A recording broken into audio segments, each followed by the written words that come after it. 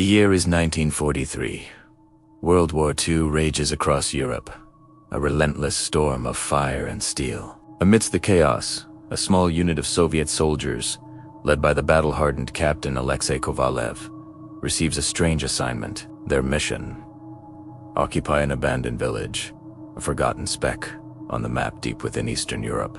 The village is a ghost of its former self. Once a peaceful farming community, it now lies in ruins, a casualty of relentless German bombing. The houses are skeletal remains, the streets are silent, and the residents are long gone. The only inhabitants are the echoes of a lost time. Captain Kovalev and his men set up camp in the basement of a partially destroyed house on the village outskirts. The air is cold, damp, and thick with an unsettling quiet. The only sound breaking the silence is the distant, muffled thunder of artillery, a constant reminder of the war that surrounds them.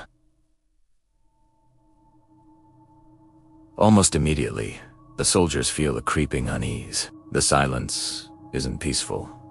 It's heavy, oppressive. It feels like they're being watched, like unseen eyes are following their every move from the deepest shadows. At first, the disturbances are subtle, easy to dismiss. Faint whispers that seem to drift from the very stones of the walls.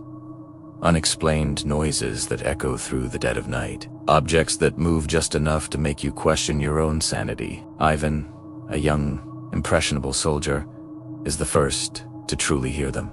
Two whispers at first, a faint murmur, grow louder, clearer.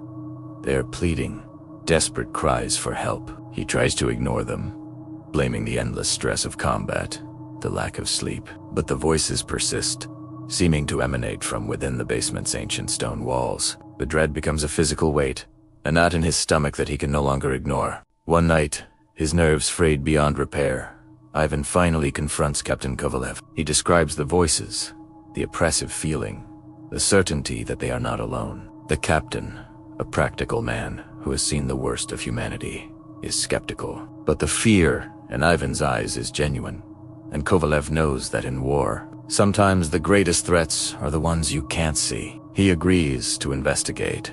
Behind a pile of rubble in a forgotten corner of the basement, they make a chilling discovery. A hidden passageway. It leads into a narrow, suffocatingly small tunnel. The air grows thick and musty, heavy with the smell of decay and something else. Something metallic. As they push deeper, their flashlights reveal dark, rust-colored stains splattered across the stone walls. They're bloodstains, but they look impossibly old, as if they've been soaking into the rock for decades, maybe even centuries. The tunnel opens into a small, pitch-black chamber. The floor is a grotesque mosaic of dried blood and scattered debris. As their eyes adjust, the true horror of the room reveals itself. This was a torture chamber.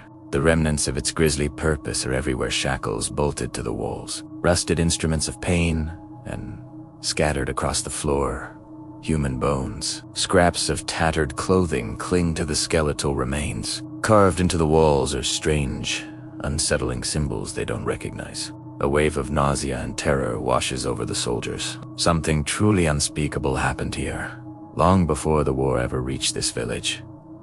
But their horror is just beginning. As they stand frozen, a shadow detaches itself from the deepest corner of the room. It coalesces into the form of a man, a figure cloaked in an old, tattered military uniform from an era they can't place. Its features are obscured by an unnatural, swirling mist, but its eyes glow with a malevolent, fiery light. It's a gaze filled with an ancient, burning hatred that seems to suck the very warmth from the air. The soldiers are paralyzed by a fear colder and sharper than any they've ever known on the battlefield. Then, the figure speaks. Its voice is of a horrifying paradox, both familiar like a long-lost comrade, and utterly alien. It's a rasping whisper that echoes not in their ears, but directly in their minds. It's your turn now.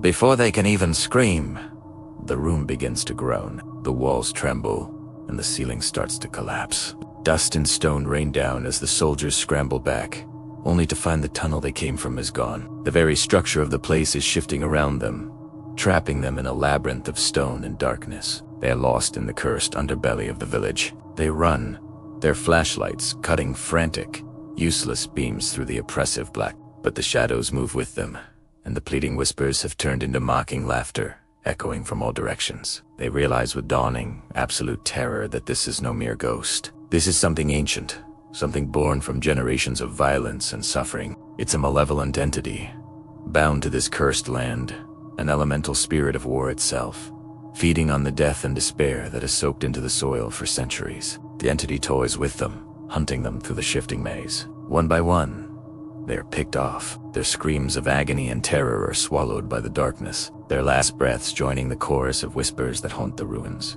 The curse of the village claims them all. When a relief party finally arrives to search for the missing patrol, they find an empty village. Of Kovalev and his men, there is no trace, only a few discarded pieces of their uniforms, a rifle left leaning against a ruined wall, and that same lingering, heavy sense of dread in the air. The village is empty once more. The war moved on, and the village was abandoned for good. Its horrors left to fade into a forgotten footnote of history. But the land remembers. Locals who dared to pass by the ruins on a quiet night still report hearing eerie whispers carried on the wind, pleading, crying, laughing, and sometimes, just for a moment, they catch a glimpse of a shadowy figure in an old military uniform, standing amongst the rubble, its fiery eyes watching, waiting patiently for its next victims. Thank you for watching. If you enjoyed this story, don't forget to like, share, and subscribe for more tales from the shadows. Stay safe